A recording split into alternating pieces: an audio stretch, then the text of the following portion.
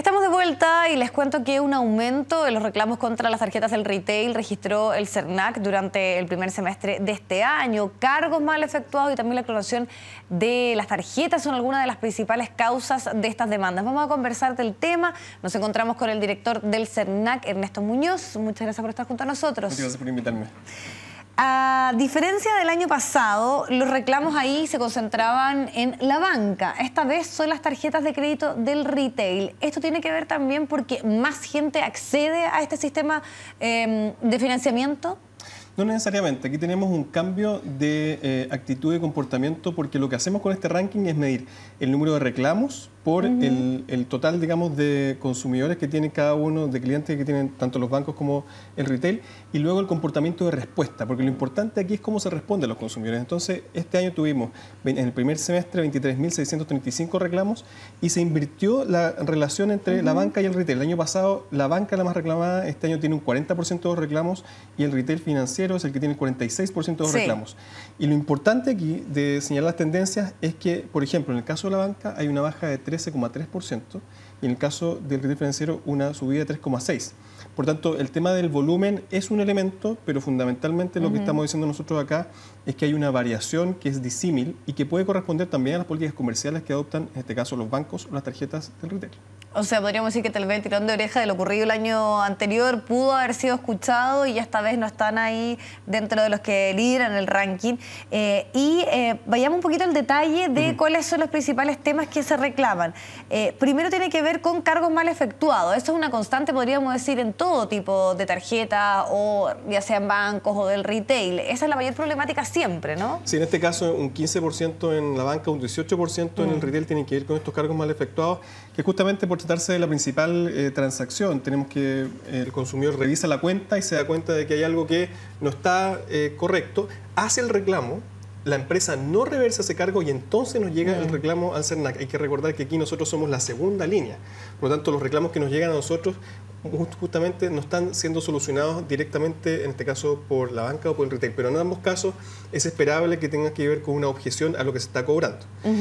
Otra cosa interesante también de señalar respecto del comportamiento que hemos tenido es que ha ido bajando el porcentaje de las empresas que no responden cuando está el reclamo del CERNAC. Pasamos de un 2% a este año un 0,5%, lo que también es muy bueno porque significa que se está cumpliendo lo que nosotros hemos dicho, que cuando se recibe un reclamo, al menos lo mínimo que tiene que hacer una empresa, en este caso un reclamo del CERNAC, que es la segunda, digamos, vez que el consumidor probablemente reclama, se responde. Y eso apunta también a un porcentaje de respuesta positiva que en ambos submercados financieros también es mayor que el promedio. En el caso, por ejemplo, de la banca tenemos un promedio de respuesta positiva de 63%, en el caso del retail financiero de 65%, lo que está por sobre el 56%, que es el promedio para todos los mercados. Entonces son señales positivas. Pero nos queda por avanzar porque hay otros temas que también respecto de los reclamos vamos a estar viendo, digamos. Director, otra cosa que, y sobre todo está bien en boga por estos días, tiene que ver con la clonación de las tarjetas, pensando que las tarjetas del retail también muchas veces tienen la función de uno poder retirar dinero.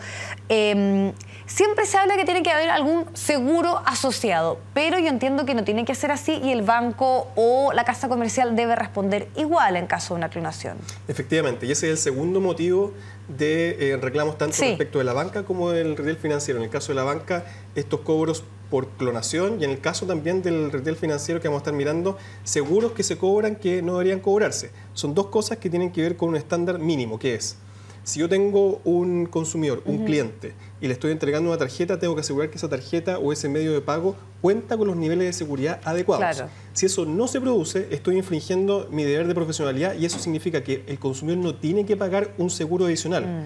Si yo quiero cubrir como consumidor eventualidades tales como, por ejemplo, algunos seguros cubren eventualidades como que usted va al cajero automático, saca su plata y afuera lo asaltan.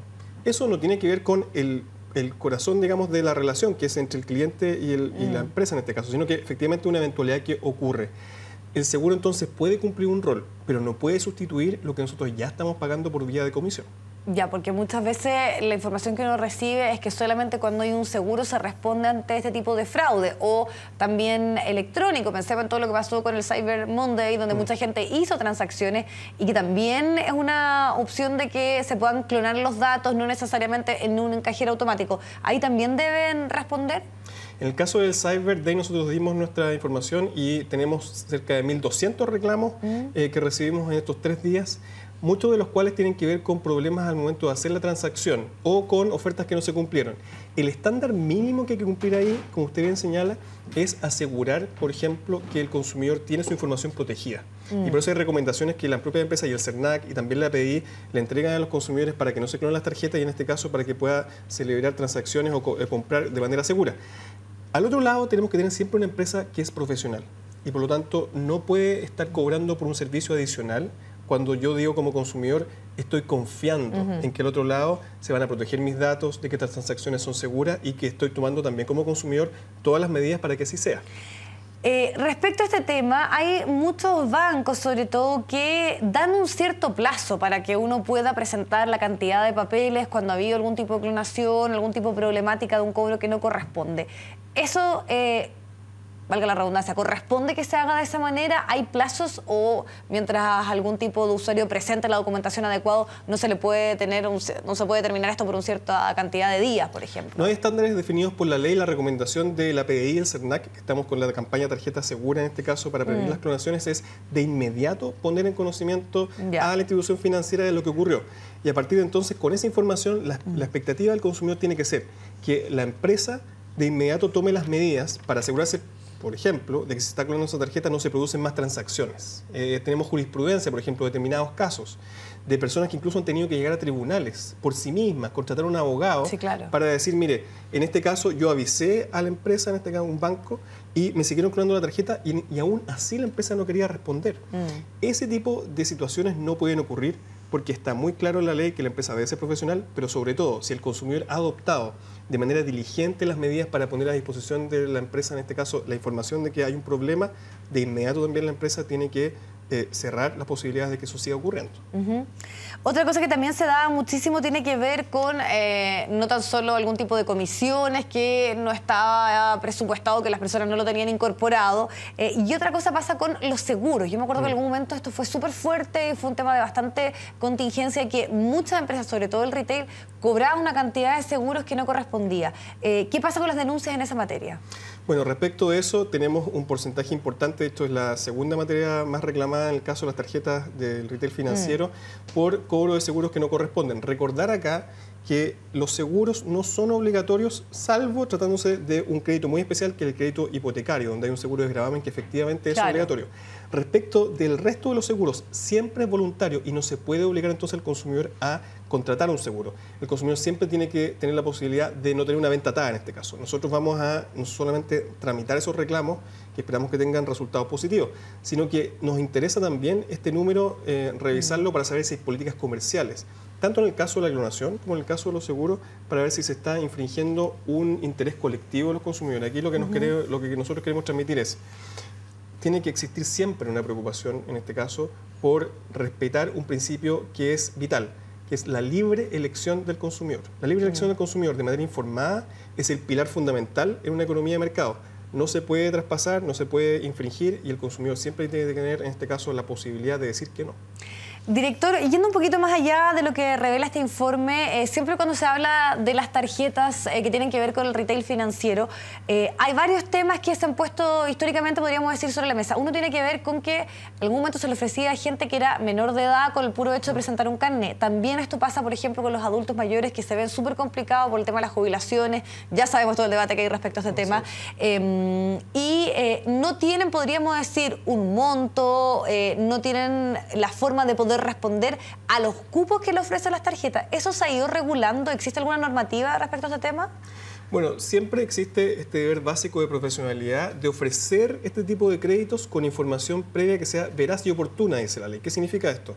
Al consumidor siempre tiene que entregarse la información, por ejemplo, respecto del costo total del crédito, cuánto va a terminar pagando, y la posibilidad también de quedarse con una copia resumida de los créditos en el que se establece claramente cuáles son las condiciones.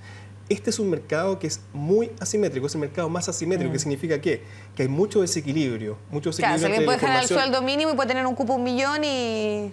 Hay mucho desequilibrio, exactamente, respecto de la posibilidad eventual de adoptar conductas que van en detrimento del consumidor sobre endeudamiento y también respecto a la posibilidad de conocer conceptos básicos de educación financiera. Entonces nosotros, además de estar viendo el tema de la protección, estamos revisando y estamos llevando a cabo un programa de educación financiera que se enfoca exactamente en los públicos que usted señala, en los adultos mayores, en los estudiantes de servicios de centros de formación técnica y también de institutos profesionales. ¿Para qué? Para darles herramientas básicas y que puedan distinguir, en este caso, por ejemplo, necesidades de, efectivamente, deseos y que puedan también manejar su presupuesto familiar. Aquí nos queda mucho por avanzar como país en tener estas habilidades y competencias a un nivel muy básico, que permita al consumidor también distinguir cuándo le conviene, cuándo no, y hay temas básicos como el que estaba señalando, el costo total del crédito. Tenemos una cultura muy centrada en la cuota, que tiene que ver con si puedo pagarlo el próximo mes. Y eso no siempre redunda en beneficio del consumidor. Por lo tanto, ese es un esfuerzo en el que también el sector privado tiene que estar involucrado. Y de hecho hay iniciativas desde el sector privado, también desde la Superintendencia de Banco e Instituciones Financieras, del FOSIS, para apuntar a este objetivo, que es crear conciencia sobre lo importante que es tener estas habilidades de consumo. Exacto, y además también tomar decisiones informadas es la clave para que no exista ningún tipo de abuso por parte de los bancos o también del retail. Muchísimas gracias. Muchas gracias por invitarme. Que esté muy bien. Adiós.